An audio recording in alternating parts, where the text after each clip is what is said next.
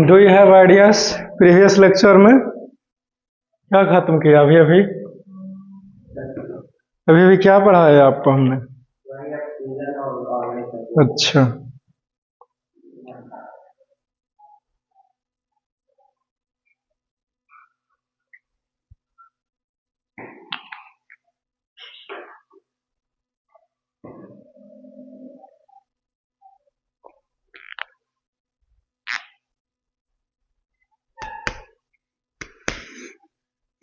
तो fractional distillation का कहानी खत्म हो गया होगा। एयर वगैरह सबको अलग कर दिए, बस उतना ही जानना था। ठीक, अब हमारा नया टॉपिक का नाम है, वो है सेपरेटिंग फनेल। क्या नाम है? हाँ, सेपरेटिंग फनेल, या फिर सेपरेशन। ये मार्कर नहीं चलता, लगता है ये वाला था क्या? सेपरेशन बाय सेपरेटिंग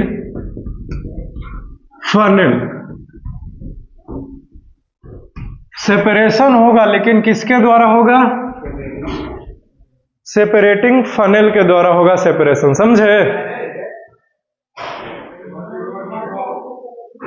तो इंक उसमें भरते हैं और मार्कर ये चलता है गढ़ा के। क्यों?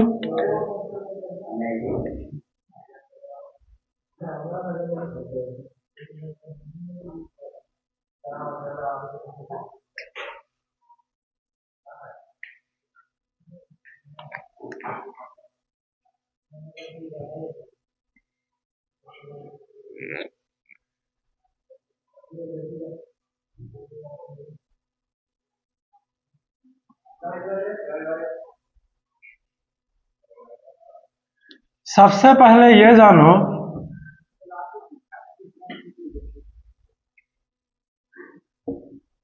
द मिक्सचर ऑफ टू और मोर इमिसिबल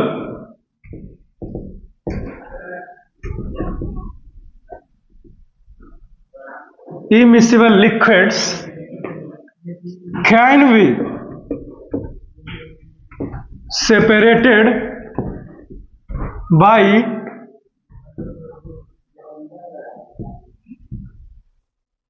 separating funnel।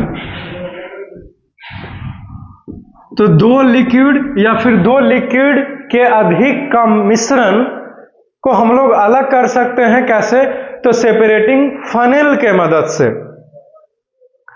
लेकिन यहां पे ध्यान देने वाली बातें यह है कि आप सेपरेटिंग फनेल का यूज सिर्फ और सिर्फ इमिसिबल लिक्विड्स के लिए कर सकते हैं। आप मिसिबल लिक्विड्स को सेपरेटिंग फनेल के मदद से अलग नहीं कर सकते, याद रहेगा।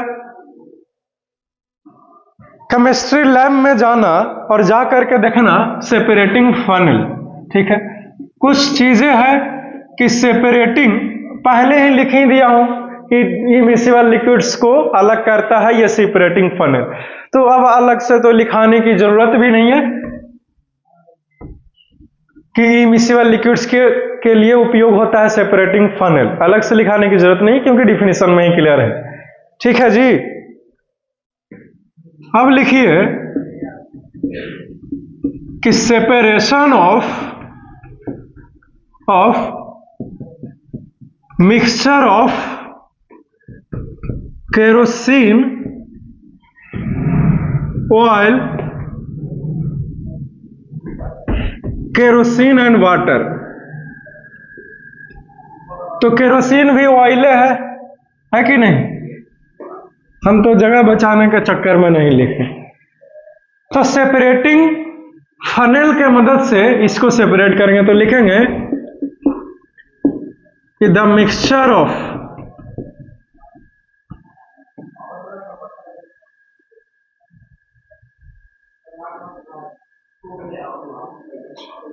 लाट्टू देखा है जी? लाट्टू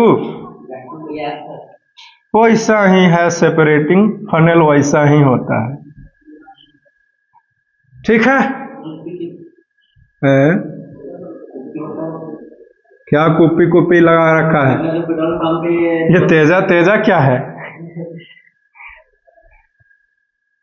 बोलो जल्दी। हाँ जी, वैसा ही हाल है इसका, लेकिन इसमें खास है यहाँ पे एक स्टॉप कॉक लगा हुआ रहता है जो कुप्पी में नहीं रहता है।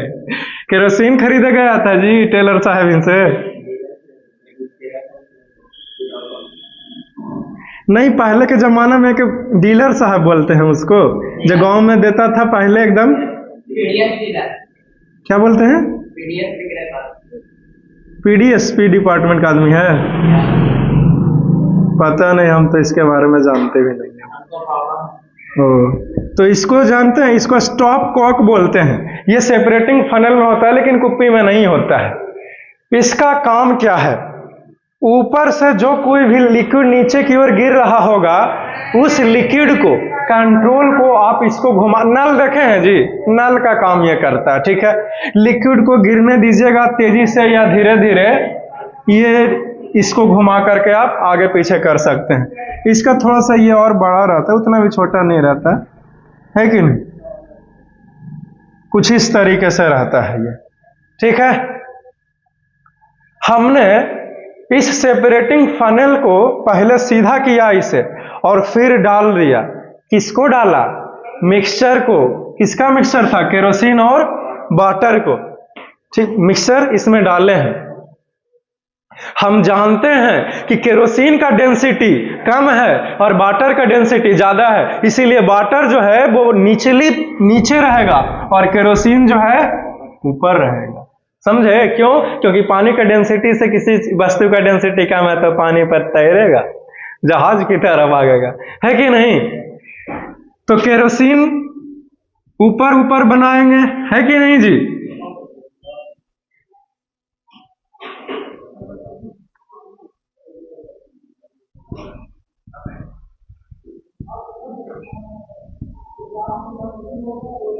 नीचे है वाटर, ऊपर है केरोसिन। SCENE नहीं आया, कोई बात नहीं।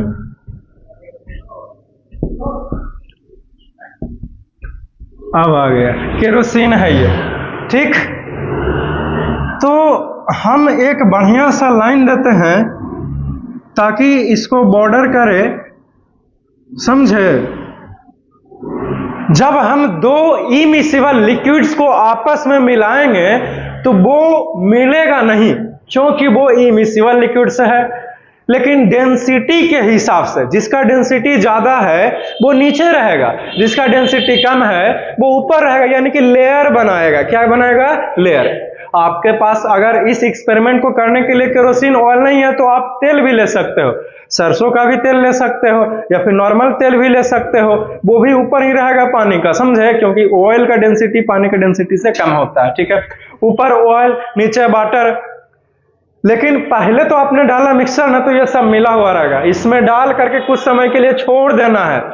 ठीक है, तो फिर ये ऐसे अपने से चला जाएगा सारा तेल पानी नीचे, और फिर इस स्टॉप कॉक को ओपन करेंगे तो पानी नीचे से सरसरा के नीचे की ओर गिर जाएंगे।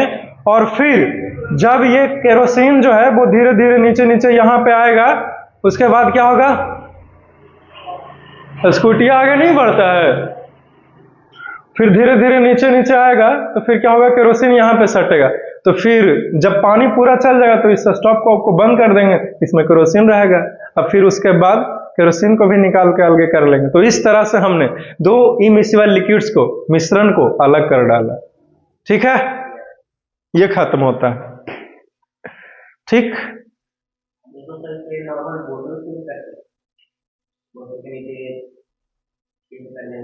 हाँ आप कर सकते हो। ठीक, आप कुछ भी कर सकते हैं, है कि नहीं? सच में बॉटल की मदद से किया जाता है। क्यों? क्योंकि नहीं तो आप मिला लेना तेल और वाटर को, ऊपर में ऑयल जमा हो जाएगा, नीचे वाटर हो जाएगा, है कि नहीं? हाथ को ऐसे रखना, फिर ऐसे करना, सारा पानी जब गिर जाएगा देखते रहना, फिर हाथ लगा के देखते रहना। लेकिन छोटा सा दिक्कत है कि जब बॉटल से निकलेगी पानी तो इसमें गड़गड़ाते हुए आएगा, वो सब मिलना शुरू हो जाएगा, समझे। लेकिन स्टॉप कॉक में वैसा व्यवस्था है कि आराम से निकलेगा एकदम साइंस से। जैसे बोतल को उल्टा करोगे तो गड़गड़ाता ना है जी, तो पानी को वाइब्रेट करेगा तो सब मिला ना देगा मिक्सर को, तो दिक्कत है ना। अब देखिए आप बना सकते हो बोतल से तो फिर वो काम करेगा। ऊपर नीचे दोनों करेंगे, ऊपर तो एयर मिल जाएगा। हाँ ये भी सही है, हो सकता है, ठीक है। तो वो काम करेंगे सेपरेटिंग फनल की तरह, ठीक है। तो आप बना के देख सकते हो और मिक्सर को भी अलग करके देख सकते हो कि वो काम करता है कि नहीं, ठीक। केमिस्ट्री लैब में जाना कल और देखना सेपरेटिंग फनल है कि नहीं है, ठीक। काश नहीं देखो कि यह जिंदगी में कि नहीं, लैब में जाके हमको तो शक है कि नहीं है देखा होगा। क्लियर। और जानिए सेपरेटिंग फनल के बारे में। तो सेपरेटिंग फनल के द्वारा दो इमिसिबल लिक्विड्स को अलग किया गया, वो इस बात पर आधारित है कि दो इमिसिबल लिक्विड्स का डेंसिटी अलग अलग था, इसीलिए हमने किया। लेकिन समान डेंसिटी वाले लिक्विड्स ले लीजिएगा तो फिर अलग नहीं कर सकते, ठीक। इस चीज का भी ख्याल देना है। क्लियर। और अब कोई पूछे कि सर ये तो दो ही लिक्विड मिला है, हम तीन लिक्विड को एक ही बार मिलाएंगे तो फिर कैसे अलग होगा, है कि नहीं। तो उसके लिए भी व्यवस्था है, पहले इसको लिखें उसके बाद उसको देखेंगे। The mixture of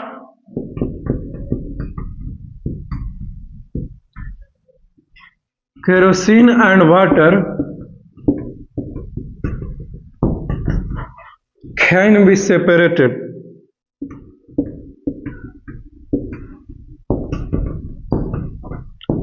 by using a separating funnel.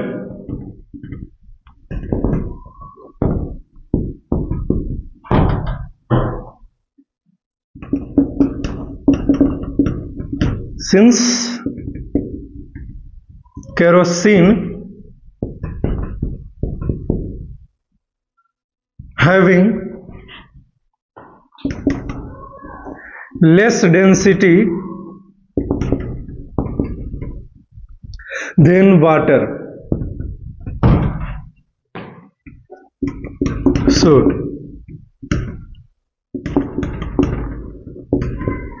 kerosene is lighter than water. Kerosene जो है वो पानी से हल्का होता है, lighter than water.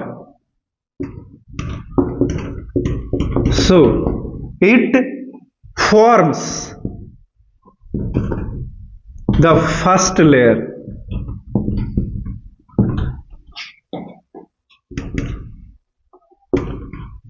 And water forms second layer by opening, ऐसे इतना क्यों ढोके लिखना, by using a stop cock COC के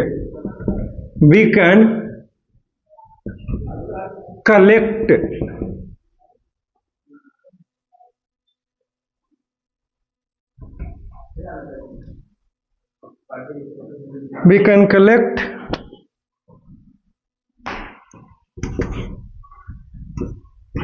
the water first and then kerosene। चलो खत्म हो गया जी, सेपरेटिंग फनल का कहानी खत्म होता है इसी के साथ। उसको सही से कर दो।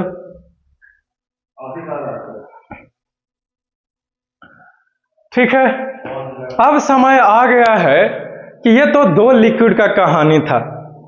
जितने तरह का भी मिक्सचर हमने आपको पढ़ाया है, वो अगर वो मिक्सचर दो वस्तुएं से मिल करके बना है तो एक मेथड सफिशिएंट है उसको अलग करने के लिए। लेकिन अगर उस मिक्सचर में दो से अधिक कंपोनेंट या कॉन्स्टिट्यूएंट है उस मिक्सचर का, तो फिर आप एक मेथड का उपयोग करके उस मिक्सचर को अलग नहीं कर सकते। उसके लिए आपको 2 मेथड या 2 से 3 मेथड भी लग सकते हैं, है कि नहीं? लेकिन कभी कभी कोई कोई अकेले पहलवान होता है कि नहीं? कोई तो होता है जो ऑलराउंडर रहता है, जैसे कि ये सेपरेटिंग फनल। ठीक है, आपने 3 मिक्सचर को लिया एक ही बार फिगर के थ्रू। चलो हो गया, मिटाएं जी, वेरी गुड।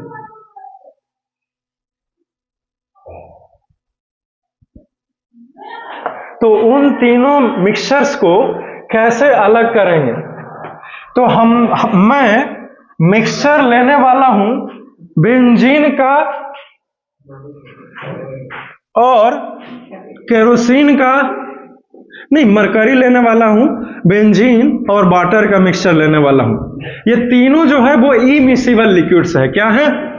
इमिसिबल लिक्विड्स, यानी कि आपस में मिल नहीं सकते। और खास ध्यान देने वाली बातें ये है कि तीनों का डेंसिटी जो है वो अलग अलग है। सबसे ज्यादा तीनों में से डेंसिटी जो है वो मरकरी का है, उससे कम डेंसिटी है वाटर का, फिर सबसे कम डेंसिटी है बेंजीन का, सबसे ज्यादा डेंसिटी मरकरी का है। इसका मतलब सेपरेटिंग फनल में मरकरी जो है वो सबसे नीचे हिस्सा में बनेगी, है कि नहीं? और दूसरा लेयर जो है वो वाटर का बनेगा, क्योंकि वाटर के बाद, मरकरी के बाद वाटर का ही नंबर था ना जी, क्योंकि मरकरी के बाद किसका डेंसिटी आता है? तो वाटर का, और सबसे कम डेंसिटी है बेंजीन का, इसलिए बेंजीन जो है वो सबसे ऊपरी हिस्सा में उसका लेयर बनेगा। ठीक है, फिगर के माध्यम से देखते हैं कि कैसे अलग किया जाए तीनों को, क्योंकि 3 तिगाड़ा तो काम बिगाड़ा भाई। लट्टू के आकार के तरह होता है ये सेपरेटिंग फनल, बड़े ही मजे से आराम से बना लेंगे, कोई तकलीफ नहीं है।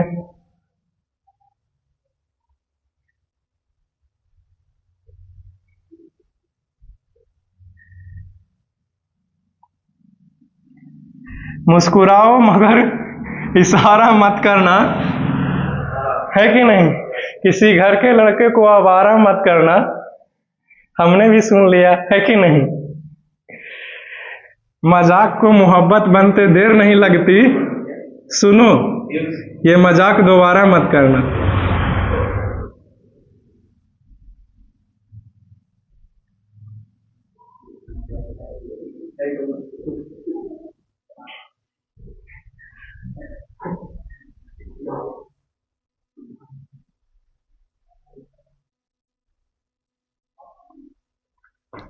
इस सेपरेटिंग फनल के अंदर हमने 3 चीजों को मिला करके एक ही बार डाल दिया, इधर से ही डलाएगा क्योंकि इधर तो कांच है, पैक है। सबसे पहले इस टोटी को खोल लेंगे तो इसमें डालेंगे तो धीरे धीरे नीचे लिक्विड सारा मिक्सचर चला जाएगा। ठीक है, तो हमने मिक्सचर लिया 3 चीजों का, मैंने मिटाते मिटाते समझा दिया था, अब सीधे दर्शाने का काम करेगा। पूरे में लिक्विड को इस प्रकार से फैला दीजिए, है कि नहीं? कुछ इस तरह से, कुछ इस तरह से, है कि नहीं? पूरे फनल में। ठीक, सबसे पहली बात है निचली परत पर मरकरी है। क्या है? मरकरी है। बीच में वाटर है। क्या है? वाटर है। सबसे ऊपर बेंजीन है। कोई पूछ मत देना बेंजीन क्या है, 10th में पढ़ना है। ठीक, जानो कि एक प्रकार के लिक्विड मटेरियल्स है ये। ठीक, सबसे ज्यादा इसका डेंसिटी हाई है।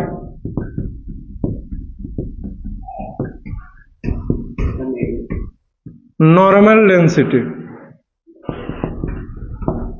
ये जो है वो है लेस डेंसिटी।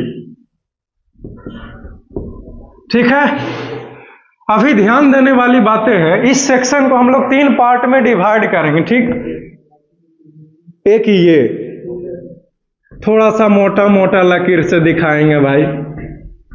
ठीक है, क्यों? क्योंकि मरकरी जो है वो हैवी है, तो हैवी चीजों के लिए हैवी लाइंस। ये मोटी मोटी लाइंस से जो है वो मरकरी लिक्विड को दर्शाया जा रहा है। ठीक, उसके बाद थोड़ा सा नॉर्मल लाइन एक ही बार गढ़ा करके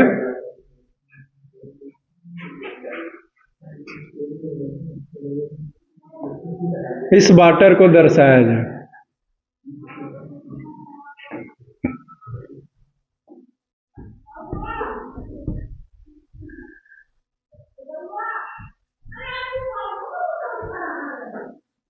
ये रहा।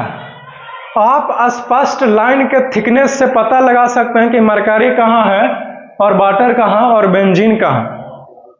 हमने तीनों मिक्सचर को झकझोर के इसमें डाला और कुछ देर के लिए सेपरेटिंग फनल को शांत छोड़ डाला। क्या देख रहे हैं, क्या देख रहे हैं कुछ ही मिनटों में कि जो मरकरी है वो सबसे नीचे, उसके ऊपर वाटर सेकेंड लेयर, सबसे ऊपर बेंजीन। काहे ऐसे बना है सबको पता चल चुका है ना जी, है? तो अब बारी बारी से सबको बाहर निकालने का बारी है। इस स्टॉप कॉक को हम लोग खोलेंगे, सारा का सारा मरकरी नीचे गिर जाएगा, बंद कर देंगे। ठीक है, उसके बाद दूसरा बीकर लगाएंगे। कोई ये भी तो पूछ लेगा हमसे कि बंद क्यों करना है जब निकालने हैं, तो कंटेनर बीकर नीचे वाला चेंज करेंगे था ना जी, है कि नहीं, इसीलिए इसको बंद करना जरूरी है। तो दूसरा बीकर लगाएंगे, सड़सड़ा के वाटर नीचे गिर जाएगा। ठीक है, फिर बंद करेंगे, बीकर चेंज करना है, तीसरा बीकर लगाएंगे, उसके बाद बेंजीन को गिरा लेंगे, ढार लेंगे। चलो खत्म हो गया जी। ठीक है, दो मिक्सर लिक्विड रहेगा और एक ई मिक्सर लिक्विड रहेगा, वो दोनों को मिला अलग करना है। क्या दो मिक्सर लिक्विड्स का डाला है?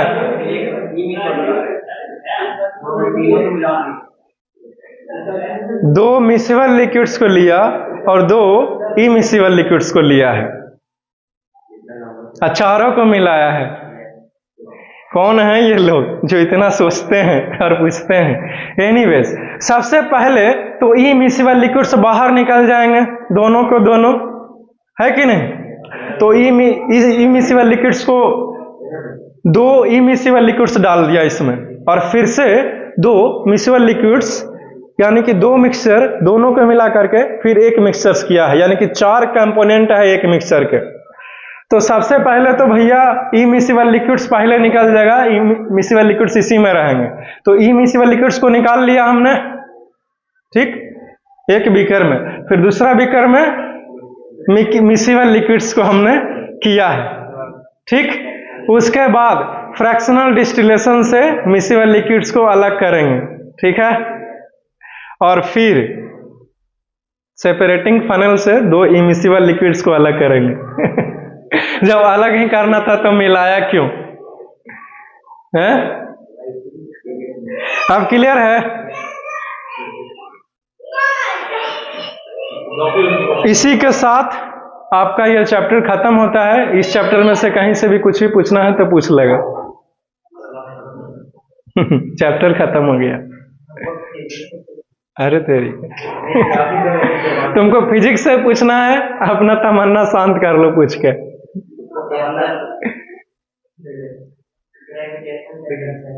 क्या है केपलर्स के नियम?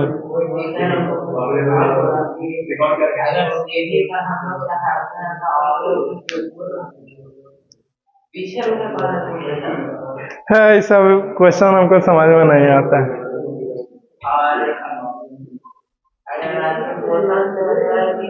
अगर हम बुलेट मारते हैं तो बुलेट देना बहुत अच्छे रंग से आता है, एक बात में मारते हैं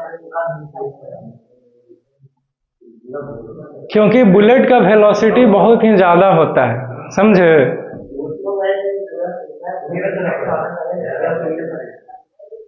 तो आ भी सकता है, नहीं भी आ सकता है,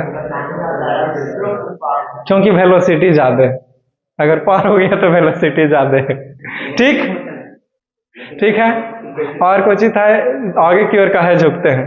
तो अपना मोमेंटम को बनाए रखने के लिए ऐसा करते हैं, समझे, कि पीछे रुके गिर ना जाए। ये थोड़ा सा इंफॉर्मेशन था, बहुत ज्यादा कुछ तो हम ख्याल है नहीं कि आपको दें, लेकिन जितना ख्याल रहता है उतना बोलते हैं, ठीक है। अपना मास को, सेंटर ऑफ मास को मेंटेन करने के लिए ऐसा करता है।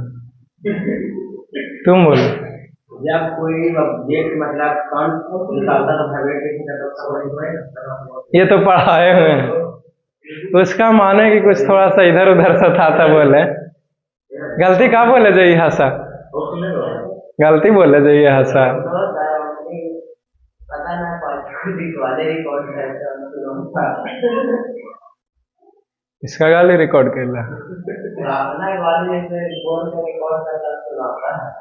यही कर लिया है तुम क्लास में।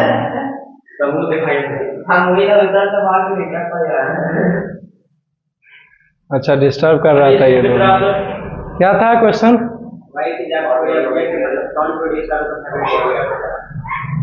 साउंड पैदा करता है तो वाइब्रेट कैसे होता है? इससे पहले लगता है कुछ और बोला जी। क्या बोला? मतलब जब कोई ऑब्जेक्ट साउंड निकालता है, हम लोग बोले ना अभी हम लोग का बॉडी वाइब्रेट हो रहा है। क्वेश्चन सुनने दो ना भाई, क्वेश्चन है इसका तब। हाँ हम लोग बोले तो हम लोग का तो बॉडी वाइब्रेट हो रहा है। बॉडी कहाँ वाइब्रेट हो रहा है यार? अभी तो साउंड है यहाँ पे बात पैर वो थोड़ी वाइब्रेट करता, वोकल कोड्स ये सब फेरिनेक्स ये सब वाइब्रेट। हाँ हो रहा है वाइब्रेट। मान लीजिए बात का हाँ कैसे होता है, कैसे वाइब्रेट होता है?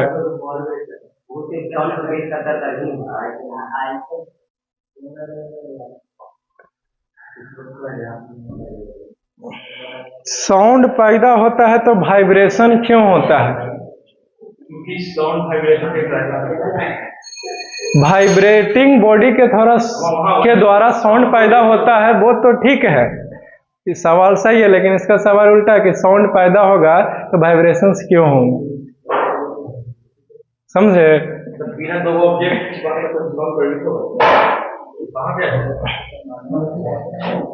तो आदमी वाला पूछ रहे हो या फिर किसी भी ऑब्जेक्ट के ऊपर पूछ रहे हो?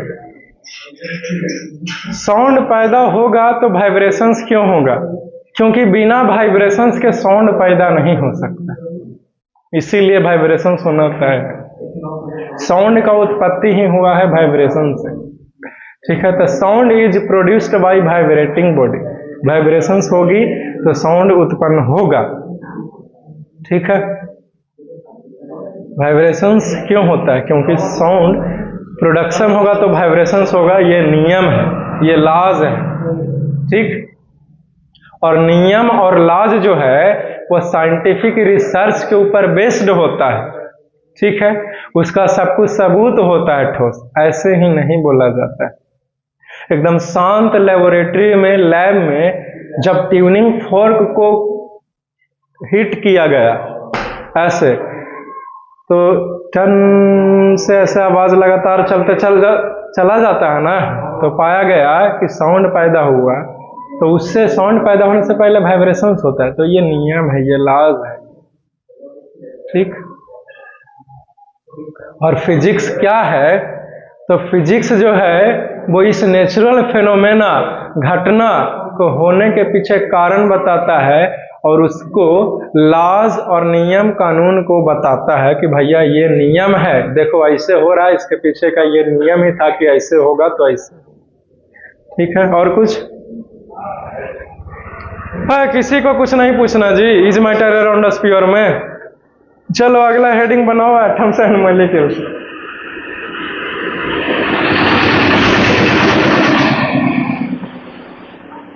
ध्यान देने वाली बातें यह है कि क्लोरोफॉर्म, बेंजीन, ईथर या एसीटोन, मेरे ख्याल से ईथर, क्लोरोफॉर्म, ईथर, बेंजीन और कार्बन डाइसल्फाइड, ये सबके सब वाटर में इनसोल्यूबल है, नहीं घुलता, ठीक। तो इसको भी हम लोग अलग कर लेंगे बड़े ही आसानी से। इनसोल्यूबल तो नहीं बोल सकते, मेरा मतलब था इमिसिबल लिक्विड्स है, इसलिए हम लोग सेपरेटिंग फनल के थ्रू अलग कर सकते हैं इसका मिक्सचर को, ठीक। तो याद रखना, क्लोरोफॉर्म, कार्बन डाइसल्फाइड, बेंजीन और ईथर, ये सब के सब पानी के साथ मिलाइएगा इन चारों में से कोई भी एक को पानी के साथ मिलाइएगा तो इमिसिबल लिक्विड का निर्माण करता है, जिसे हम लोग ये सेपरेटिंग फनेल के द्वारा अलग कर लेंगे। ठीक, क्या ईथर का कलर तो नहीं पता, 10th में पढ़ना है स्ट्रीफिकेशन, स्पॉनिफिकेशन, ईथर का निर्माण। अभी केमिस्ट्री पूछता है, कभी तुम फिजिक्स घुसा देता है। ईस्टर का निर्माण भी केमिस्ट्री के चौथा चैप्टर में। क्या बोलता है तुम? चैप्टर का नाम, सबसे पहला चैप्टर का नाम है इलेक्ट्रिसिटी, दूसरा चैप्टर का नाम है magnetic effect of electric current, जिसको दूसरा नाम है मैग्नेटिज्म, तीसरा चैप्टर का नाम है, भुला गए, लाइट। ठीक है, रिफ्लेक्शन ऑफ लाइट था, और फिर चौथा चैप्टर रिफ्रैक्शन ऑफ लाइट। तो ये दोनों चैप्टर को लाइट में ही मिला देते हैं। एक और चैप्टर है human I and the colourful world.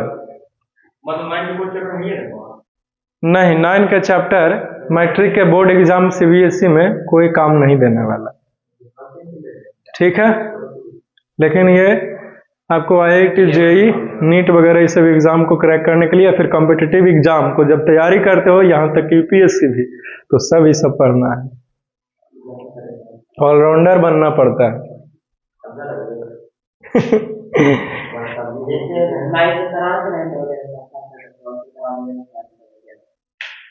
तो वो तो 10th का जब शुरू करूंगा तो करवाऊंगा ही, है कि नहीं? वो तो बिना कहले भी मैं करवाता हूँ। कल्हे कैसे हो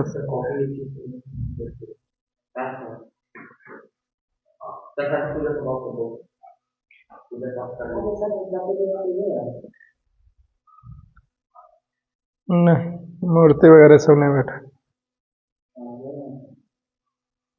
अरे नहीं,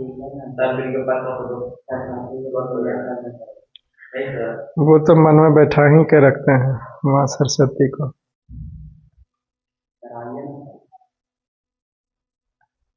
चलो, नहीं ना पूछना है, एनसीईआरटी के बुक लाओ, क्वेश्चन आंसर करवाना है।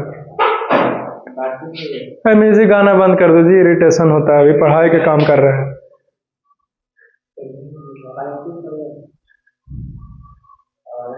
लाओ, लिख लो 2-3 पॉइंट। ठीक है,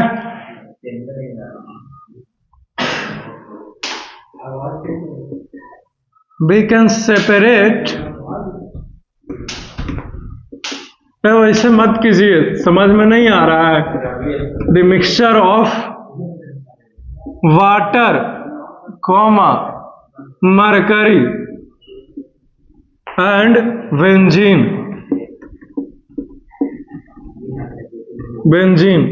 by using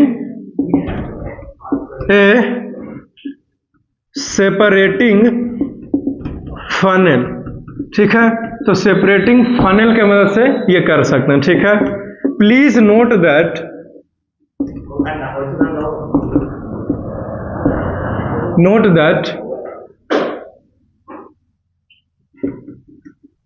the mixture of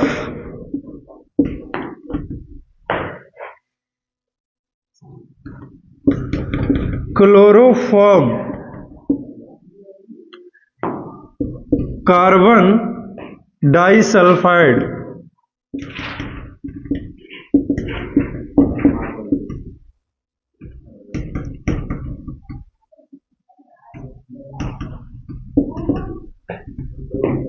benzene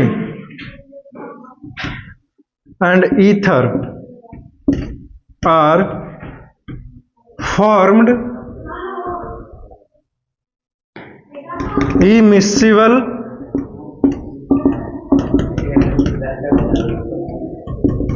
liquid with water। चलो, खत्म हो गया जी। ठीक है, वी हैव डन इट, हमने इसे कर दिखाया। इसी के साथ जो है वो ये समाप्त होता है। एनसीईआरटी का बुक निकालो, क्वेश्चन आंसर करवाते हैं।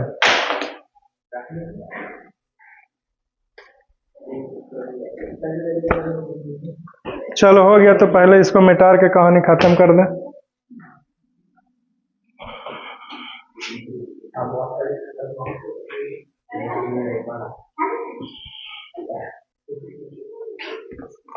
शाम को एटम एंड मॉलिक्यूल शुरू करें।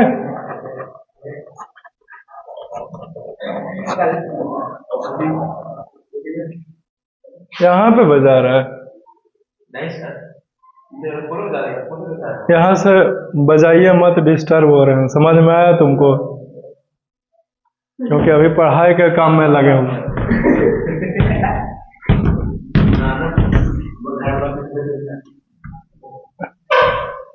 डुप्लीकेट ईयरफोन रखेगा तब बाहर आवाज अबे ना करेगा। महंगा रखेगा 2500 के 3000 के, है कि नहीं? लेने से पहले चेक कर ले बजा के, बाहर से आवाज आता है का, और वो तो खराब देवे ना करेगा।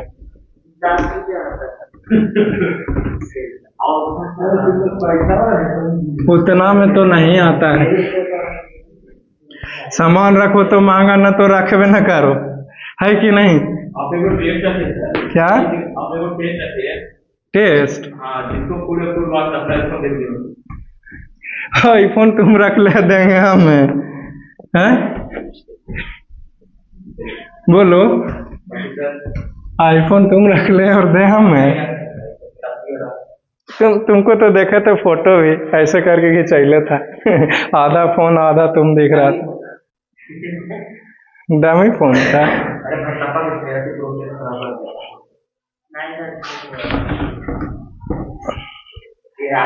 बुक है ना, मैंने तो लाया, मैं तैयारी के साथ आता। खत्म कर दिए, बोले थे ना कि 10 दिन में ये चैप्टर खत्म होगा, हो गया ना? आज दिन तो तुम ही लोग नहीं आए हैं। ये है एटम्स एंड मॉलिक्यूल्स, इसमें बैलेंस निकालना है, कंपाउंड का निर्माण करना है, मॉलिक्यूलर मास वगैरह, ये सब एटॉमिक मास क्या होता है, ये सब कुछ जानना है। यानी कि बेसिक केमिस्ट्री एकदम सब एजे से है, जे।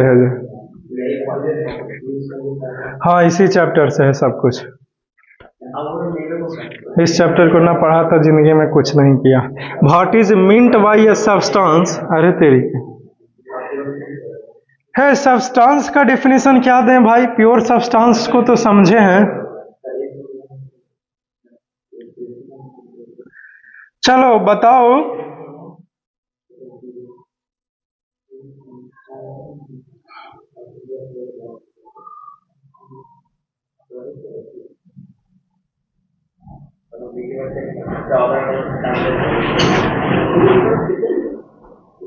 सब्सटेंस क्या है? एनसीईआरटी बुक का ओल्ड एनसीईआरटी पेज नंबर 15 है जी। मेटेरियल नहीं तो लिखा है, हाँ 15 है। ये पार्टी 16 तेने 15 ना। चलो बोलो, क्वेश्चन बोलिए, मेरा मतलब है कि आंसर बोलिए। पेज है 15।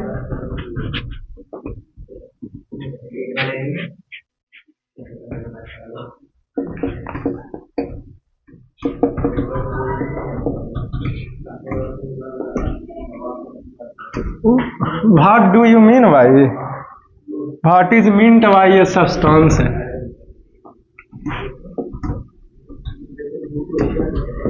Meant by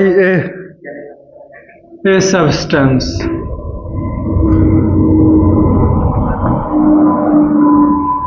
List the points difference between. ठीक है,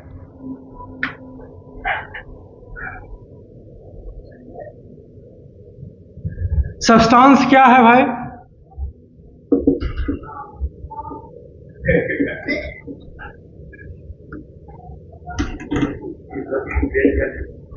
The purest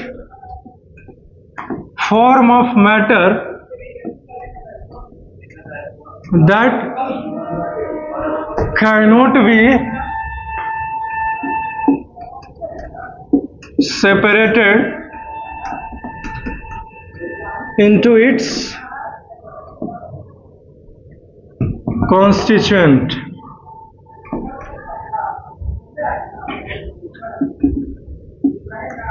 is called a substance,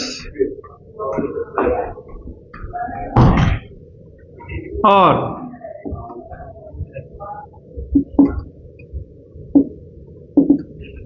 anything which is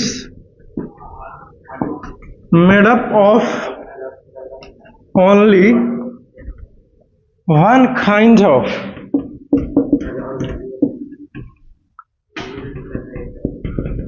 particles are called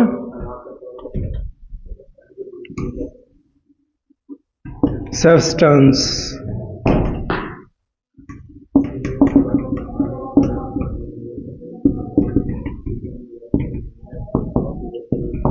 चलो खत्म हो गया जी। सब्सटेंस क्या है? तो वैसा कोई भी मैटर जो सिर्फ और सिर्फ एक ही प्रकार के पार्टिकल से बना है वो सब्सटेंस कहलाता है। एग्जाम्पल दीजिए तो शुगर जो है वो सिर्फ और सिर्फ शुगर ग्रेन्यूल के पार्टिकल से ही सारे के सारे शुगर का क्रिस्टल्स बना हुआ है। ठीक है, शुगर क्या है? तो बहुत सारे शुगर ग्रेन्यूल से ही शुगर है। शुगर ग्रेन्यूल का मतलब, ग्रेन्यूल्स ऑफ शुगर का मतलब हुआ चीनी का एक दाना जो चरखुट होता है जिससे चीटियां धो करके लेके जाती है। तो उस क्रिस्टल को देखेगा तो सिर्फ और सिर्फ शुगर के पार्टिकल से ही शुगर का क्रिस्टल बना है, इसीलिए वो एक सब्सटेंस है जो प्योर है। आप उसको तोड़ के कुछ और अलग नहीं कर सकते। पानी, ठीक है, वाटर भी प्योर सब्सटेंस है। क्यों? क्योंकि इसको अलग करोगे तो क्या मिलेगा? कुछ नहीं मिलेगा, है कि नहीं? कंपाउंड भी तो प्योर सब्सटेंस कहलाता है, एलिमेंट प्योर कहलाता है। तो एलिमेंट कंपाउंड प्योर सब्सटेंस है और इम्प्योर सब्सटेंस मिक्सचर से ऑलरेडी पढ़ा है, इसीलिए तो बोला कि कुछ पूछना है तो पूछ लो। तो सब खामोश था, अभी क्वेश्चन आंसर के समय तकलीफ हो रहा है। अच्छा कोई बात नहीं।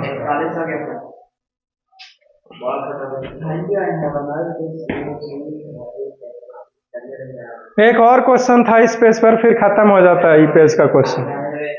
खाली होमोजीनियस और हेट्रोजीनियस में अंतर पूछ रहे हैं। आएगा तब ना। अरे तेरी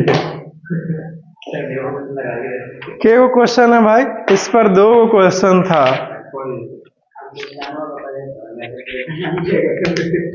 इस पर 3 है जिसमें से वो न्यूमेरिकल है। इस पर 3 है, इस पर 2 क्वेश्चंस है, ये सब कुछ है। और फिर एक्सरसाइज में टोटल 11 क्वेश्चंस है। Identify the solutions among the following mixture. Solution को बताना है मिक्सचर से। अच्छा, ये है एक्सरसाइज वाला क्वेश्चन। 11 क्वेश्चंस है। हाँ होगा इसमें, एगो है।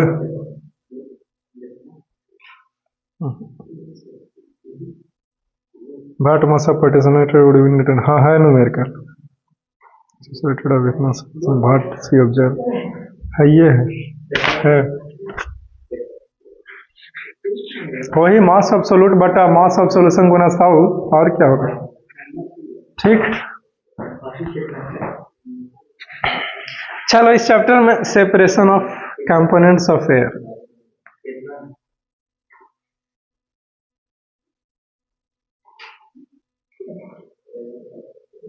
अगर आप ध्यान दिए होंगे तो एनसीईआरटी में ये चीजें भी दी हुई थी पिक्चर्स के थ्रू कि कैसे हम लोग एयर के कंपोनेंट्स को सेपरेट करते हैं। तो सबसे पहले देखिए, एयर अंदर गया, देखिए लिखल है, एक बहुत ही इंपॉर्टेंट एनसीईआरटी का फिगर है, इसको समझ लो। एयर गया, ठीक है, फिर यहाँ पे air under pressure. Air under pressure मतलब दबाया एयर को, दोनों पार्टी से देख रहे हो, पिस्टन है, दबा दिया, और इधर से तो फिल्टर एयर गया है, ये बंद कर दिया जाली को, तो दबाया तो इधर निकलेगा है या नहीं। और जब दबाइएगा तो टेम्परेचर बढ़ेगा तो हॉट एयर निकला, इसमें आया, समझे? Freezing cold water in carbon dioxide hot as dry ice. देखिए जब इसको नीचे ठंडा पानी है, वाटर आउट है, मतलब इस चैम्बर जो लकीरवा है ना, ये ऐसे ऐसे गोले गोल, ये एक बड़े से ट्यूब गैलन के अंदर है ये, और जो हॉट एयर आएगा ये गोलका के बाहर आएगा, चारों पट्टी, समझ रहे हो ना, बाहर आएगा, तो इसके अंदर पानी है, तो इससे जब टकराएगा इसके लकीरवा के अंदर वाला हॉट एयर, तो ये ठंडा हो जाएगा, कोल्ड हो जाएगा, तो कोल्ड कंप्रेस्ड एयर इनने गया, समझे। यहाँ पे सेपरेटर कुछ लगा हुआ रहता है, जिसके कारण कार्बन डाइऑक्साइड लिक्विड अभी नहीं बना है, अभी गर्म में है, लिक्विड एयर तो इधर है कि नहीं। तो जब यहाँ पे आएगा ना सेपरेटर के पास, तो सॉलिड कार्बन डाइऑक्साइड के रूप में कार्बन डाइऑक्साइड बाहर निकल जाएगा और पानी भी इसी के साथ निकल जाएगा। अब यहाँ पे फिर से वो प्रक्रिया बार बार किया गया, कंप्रेशन कूल, तो फिर यहाँ पे लिक्विड एयर मिला। देखो एक बोलते हैं ना एक्सपेंशन जेट, मतलब कि कंप्रेस कूल करके एक्सपेंशन चैम्बर में भेजा जाता है। तो देखो भेजा है ना, एक्सपेंशन जेट लिखा है। अब फिर यहाँ से यहाँ आया तो सब कुछ मतलब लिक्विड है, तो नाइट्रोजन को निकाल लिया, आर्गन को भी निकाल लिया, और इस पट्टी लिक्विड ऑक्सीजन को इसमें जमा कर लिया। ठीक है, ठीक। फ्रैक्शनल डिस्टिलेशन कोलामन देखो लिखा हुआ है, फ्रैक्शनल डिस्टिलेशन कोलामन लिखा हुआ है यहाँ पे, फ्रैक्शनल डिस्टिलेशन लिखा है ना। तो फ्रैक्शनल डिस्टिलेशन मेथड के थ्रू ही हम लोग ऑक्सीजन, आर्गन और नाइट्रोजन को अलग करते हैं। देख लिए। तो ये जो था वो बहुत क्लियर पिक्चर्स नहीं है डिस्टिलेशन, फ्रैक्शनल डिस्टिलेशन का। मोटा मोटी एक आइडिया दिया है कि यहाँ पे ये बॉक्स है, फिर इसके बाद ये बॉक्स रहता है, फिर ऐसे होता है, फिर वैसे होता है, समझे।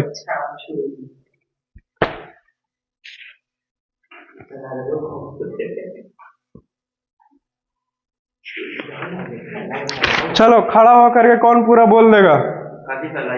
देखिए एनसीईआरटी में वाटर प्यूरिफिकेशन सिस्टम भी दिया हुआ था, filtration tank, sedimentation tank, loading tank, है कि नहीं। तो सब कुछ ऐसा नहीं है, हम एनसीईआरटी से ही सब कुछ बताए और उससे कई गुना ज्यादा ही बताए हैं, समझ गया ना। तो इस चीज का जो है वो ख्याल रखना, ठीक है। एनसीईआरटी तो इतना ही पेज में था, हमने आपको इससे कई गुना ज्यादा बताया है।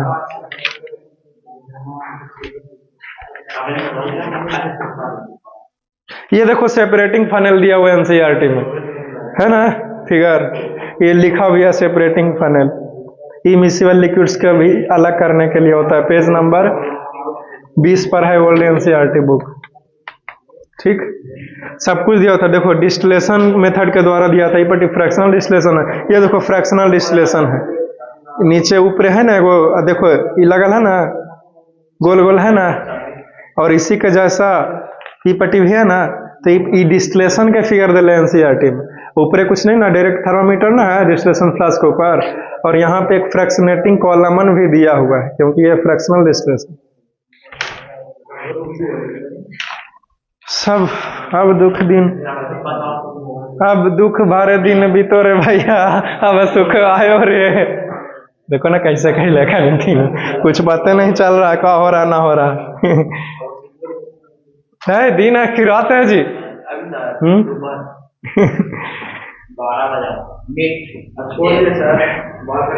वैलेंसी क्या होता है? वैलेंसी, वायलेंसी नहीं, भाई करने तुम डर लगाइले।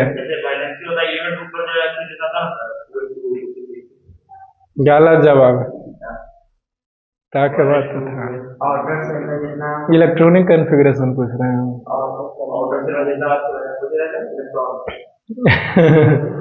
वैलेंस इलेक्ट्रॉन वो हमें वैलेंसी बताता है, समझे। और इलेक्ट्रॉनिक कॉन्फ़िगरेशन 4th चैप्टर में पढ़ना, स्ट्रक्चर ऑफ एटम में, ठीक है। See you soon in the next class। अगले क्लास में एनसीईआरटी का क्वेश्चन आंसर करवाएंगे, and for that you must wait. Have a nice day, enjoy.